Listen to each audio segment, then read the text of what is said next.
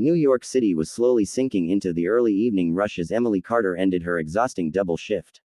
The city lights flickered against the windows of the small ATM booth she stepped into, seeking a brief moment of relief. She inhaled deeply, her shoulders heavy from the day, and murmured, "I just want to see my balance," while sliding her card into the machine. For her, this was routine, a quiet check to make sure she could make it through the week. She had no idea that within seconds, something would happen that would derail her sense of calm.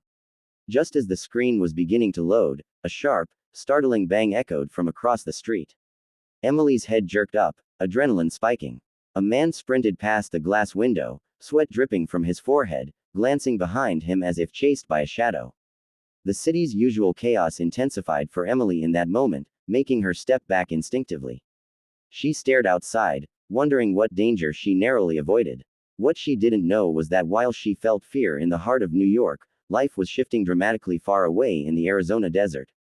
That same night, hundreds of miles away, former firefighter Mark Sullivan was driving down an empty desert road after picking up supplies. The Arizona sky was painted with deep orange and purple hues, the last heat of the day rising from the ground. Mark enjoyed these solitary drives, the stillness soothed something inside him. But tonight, something felt different. His ears caught a faint sound carried by the wind, so fragile he almost thought he imagined it. Instinct took over, and he pressed the brakes hard. The truck skidded slightly on the dusty ground before stopping. Mark stepped out, scanning the desolate landscape. The faint cry came again, soft, weak, heartbreaking. Following the sound, he found a small Apache child curled beside a fallen log, his tiny body trembling, his skin sunburned. The sight hit Mark like a punch to the chest. Without hesitation, he knelt, lifted the child gently, and offered water from his canteen. The boy's lips moved weakly, desperate yet hopeful. Mark wrapped him in his jacket, feeling the child's fragile weight against his arms.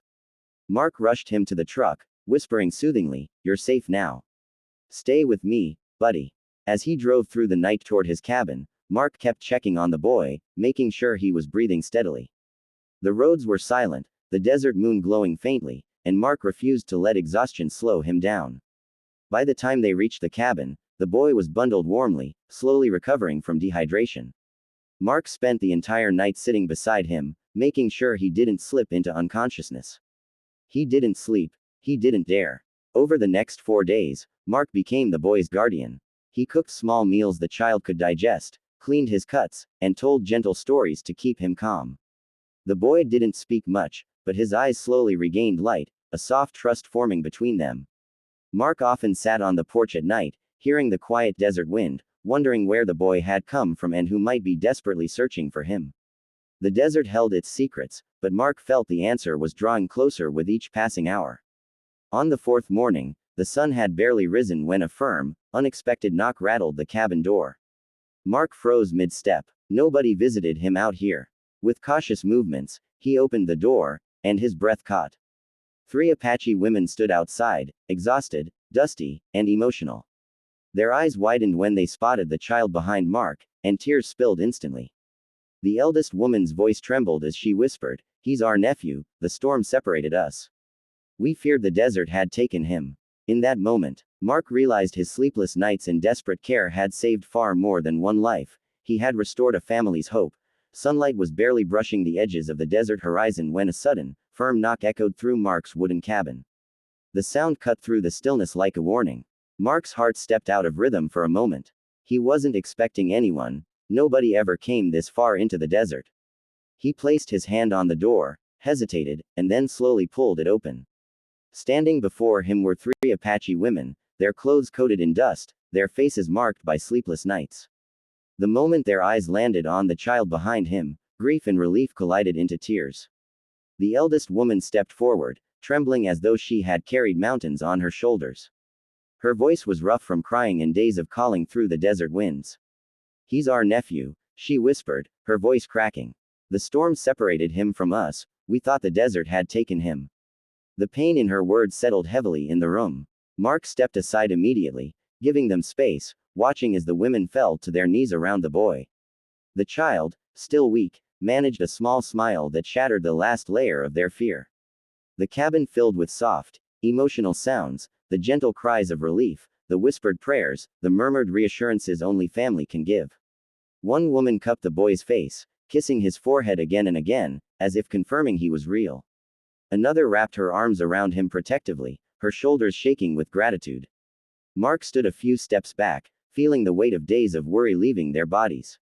The warm morning light slipped through the window, illuminating the tear-drenched reunion like a blessing. For a moment, the cabin felt sacred. After a long stretch of emotional silence, one of the women rose slowly and approached Mark. Her eyes were swollen, but her expression held a depth of gratitude he had never seen before. She took his hands gently, almost reverently. "You didn't just save him," she said, her voice steady but heavy with emotion. "You saved our family." Mark wasn't a man easily shaken, but those words hit him harder than wildfire smoke ever had. He looked down, humbled, unsure how to accept such powerful gratitude for something he considered simply human. He tried to explain that anyone would have done the same, but deep down he knew the desert didn't offer second chances easily. Many people might have driven past, unaware or unwilling to stop. But he wasn't built that way. His heart had always been pulled toward those in danger. The women listened quietly, watching him with a respect that softened the air. They asked how he found the boy, how he took care of him, and with every detail Mark offered, their admiration grew. The boy sat between them, leaning into their arms, the safety of family slowly bringing peace back to his face. As the morning sun brightened the cabin, something deeper settled between them all, an understanding that kindness has the power to cross every border, every culture, every distance. Differences in language, background, and worldviews melted away in the presence of love and humanity. Mark felt the weight of that truth settle warmly inside him. What started as a desperate moment on a desert road became a bridge between strangers, a reminder that the world becomes gentler when one human chooses to care for another. And in that quiet desert morning, surrounded by gratitude and newfound connection, Mark realized that sometimes the smallest actions echo the loudest in the lives they touch.